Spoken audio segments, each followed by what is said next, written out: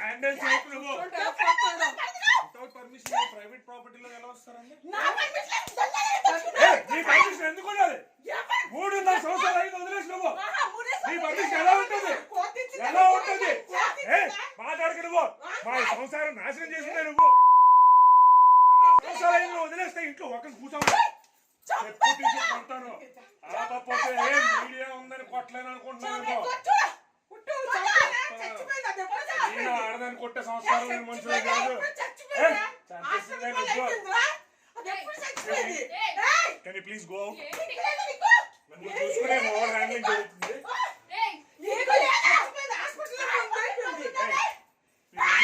బయటకు వెళ్ళి పోలీసులు తెచ్చుకుంటారా? ఏం తెచ్చుకుంటారో తెచ్చుకోండి.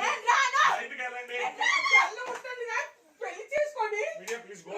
This is my private space and you have no permission to come.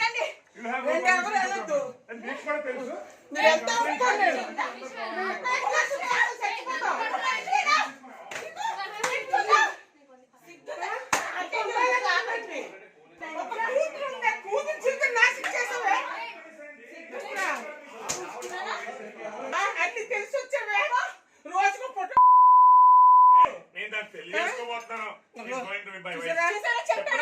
Yes, she is going to be my wife.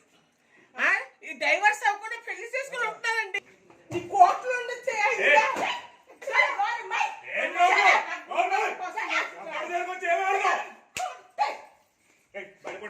Get out of my office. Get out of my office.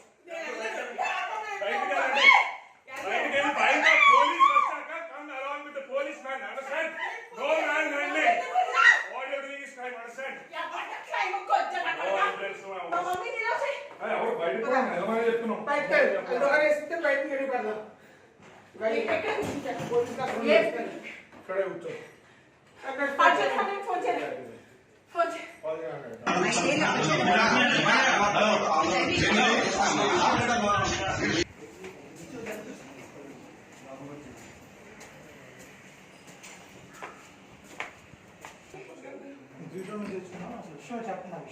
చెప్తున్నాను sir.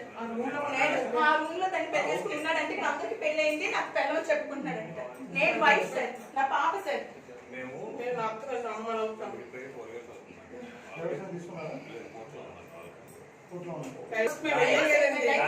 ఇంకా చంపేస్తున్నాడు. రోజు కొట్టి చంపేస్తున్నాడని రోజు ఒక అమ్మాయి వచ్చింది.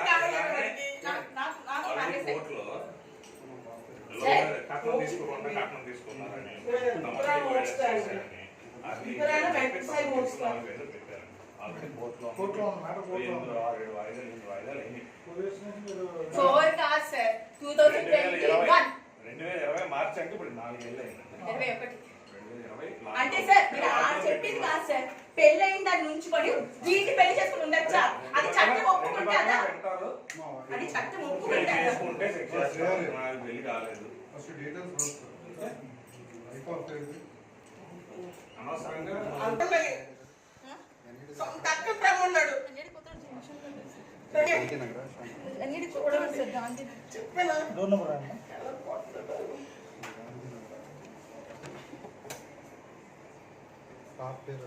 వదిలేస్తే నేను వాడి డబ్బులతో ఏమైనా నా కూతురిని పోషించానండి. నా తల్లిదండ్రులు లేకపోతే నేను ఎప్పుడూ సూసైడ్ చేసుకుని చచ్చిపోను మేడం. ఎప్పుడూ సూసైడ్ చేసుకుని చచ్చిపోను. నా తల్లిదండ్రులు నన్ను పోషించకపోతే వాళ్ళు నువ్వు లవ్ మ్యారేజ్ చేసుకున్నావు కదా అని వదిలేస్తుంటే నా పరిస్థితి, నా పాప పరిస్థితి చెప్పండి మేడం. వాడు ఇచ్చే డబ్బుల కోసం అంటే వాడి దగ్గర ఏం ఇవ్వనండి మేడం. నాకు కోట్లు అడుగుతారు కదా, కంపెన్సేషన్ అడుగుతారు కదా సార్, మెయింటెనెన్స్ అడుగుతారు కదా. డీబీసీలో అడిగే కంపెన్సేషన్ ఎంత కావాలి చెప్పండి అమ్మా అని. ఎవరు తీసుకోలేదు మేడం కంపెన్సేషన్. అడిగినంత మాత్రం ఇచ్చేసాడా మేడం? దొంగలు కదా మరి, బయటికి రాదు తొందరగా. రాత్రంతా తిరుగుతారు, రాత్రంతా పడుకోరు, మళ్ళీ తెల్లవారులు పడుకుంటారు. అలా మరి రాత్రి వరకు పడుకునే ఉంటారు. అదేం జన్మ సార్? నాకు జస్టిస్ కావాలి సార్. నాకు తెలియదు ఏది ప్లే చేస్తారో. నాదో కాదో నేనైతే అలా మాట్లాడలేదు. As per my knowledge. ఒకవేళ నేనే మాట్లాడాను అనుకుంటే ఐ హావ్ టు. నేను వినిపించిన కొన్ని అమ్మాయి మాకు అంటే పోలీసులకి మీడియాకు కూడా కొన్ని వాయిస్ రికార్డ్స్ పంపించింది. బట్ అమ్మాయి ఇచ్చింది అని చెప్పేసి మేము ఏది పడితే అది ప్లే చేయం. బట్ ఇది మీరు అవునా కాదా అనేది మాకు కూడా మీరు ఒక క్లారిటీ. మీరైతే కాదు అంటున్నారు. ఇప్పుడేందుకు మీ భార్య మీ పైన ఎందుకు ఎలిగేషన్స్ చేస్తుందని మీరు అంటున్నారు? దేనికోసం?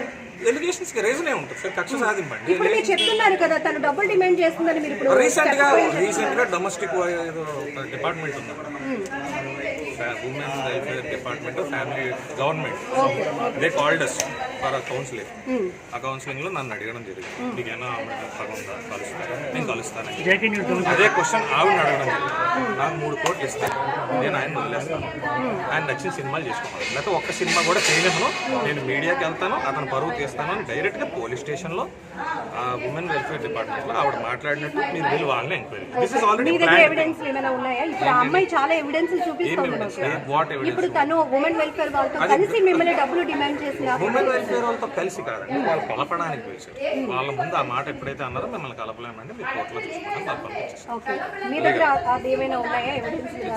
పోలీస్ స్టేషన్ లో మాట్లాడిన దానికి వెల్ఫేర్ డిపార్ట్మెంట్ లో మాట్లాడిన దానికి కాదండి. మీరు నేను మిమ్మల్ని క్వశ్చన్ అడుగుతాను, can Disha police B influenced? ఏమో అంటే మీపైన అభియోగాలు వచ్చాయండి, మీపైన అభియోగాలు వచ్చాయి. మీ భార్య అంటే చెప్పి ఆరోపణ ఎలిగేషన్ మరి అది అలా అడగండి. ఇన్ఫ్లుయెన్స్ చేశారు అంట అండి, your passing statement it's not wrong, that is wrong. మీరు వాళ్ళని అడగండి, మీకు డబ్బులు ఇచ్చారా తేజ, ఇన్ఫ్లుయెన్స్ చేశారని అడగండి. మీరే చెప్పండి. వితౌట్ మై నోటీస్ నన్ను స్టేషన్ కి కూడా పిలకుండా నా మీద ఎఫ్ఐఆర్ చేయడం జరిగింది. ఇన్ఫ్లుయెన్స్ చేస్తే అట్లా జరుగుతుంది. నన్ను పోలీస్ స్టేషన్ కూడా పిల్ల, నేను హైదరాబాద్ షూటింగ్ లో ఉన్నాను, సడన్ గా ఎఫ్ఐఆర్ అయిపోయింది అన్నారు. మీరు బెయిల్ తీసుకోకపోతే మీరు అరెస్ట్ అవుతారని కూడా అన్నారు. నేను నా ఇన్ఫ్లుయెన్స్ ఉంటే నాకు తెలియకుండా నా మీద డైరెక్ట్ గా అరెస్ట్ అవ్వండి, నాకు పిలిచి చేశారా అని కూడా అడగకుండా ఎఫ్ఐఆర్ ఫైల్ అయ్యింది. అడిగితే దిశ రూల్ అండి అన్నారు. I don't know Disha rule. మీ ఇద్దరి మధ్య ఎందుకు గ్యాప్ వస్తుంది? ఎందుకంటే మీరు already love cum arranged marriage అని నక్షత్ర జనరల్ వైఫ్ అండ్ హస్బెండ్స్ ఉండేదండి అనుమానం. అంటే ఒక కారణం ఉంటుంది. ఇంత పెద్ద స్థాయిలో ఇప్పుడు ఒక భర్తను ఎవరు వీధికి వేర్చడానికి ఎవరు డిసైడ్ అవ్వరు. సో దట్ మీరు ఎందుకు అనుకుంటున్నారు? మీ ఆస్పెక్ట్ లోనే చెప్పండి, మీరు చెప్పండి. 4 years బ్యాక్ విడిపోయామండి. 4 years విడిపోయిన 3వ నెలలోనే ఇదే దిశ పోలీస్ స్టేషన్ కౌన్సిలింగ్ చేసి కలపడానికి పిలిస్తే అప్పుడు ఆవిడన్న మొట్టమొదటి మాట, ఇతను సినిమాలు మానేయకపోతే నేను అన్ని న్యూస్ ఛానల్స్ని పిలిచి అతను అన్పాపులర్ చేస్తాను, అప్పుడు ఎలా సినిమా చేస్తాడో చూస్తాను.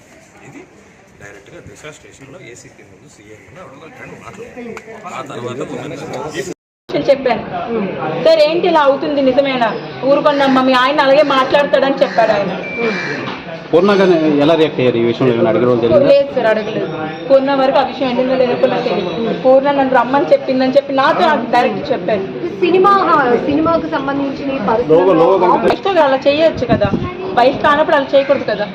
అవి మీడియాలో ఉన్నాయి కదా మేడం, షీజ్ మై వైఫ్ అని పరిచయం చేశాడు అందరికీ. ఎక్కడ అకామిడేషన్ ఏంటి సార్? ఆఫీస్ రూమ్ కి సంబంధించిన ఏమి ఉన్నాయి అక్క చెప్పండి.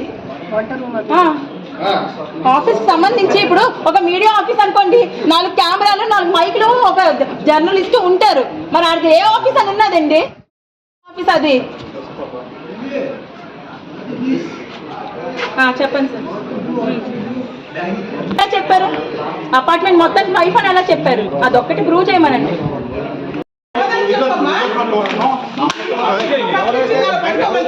మీరు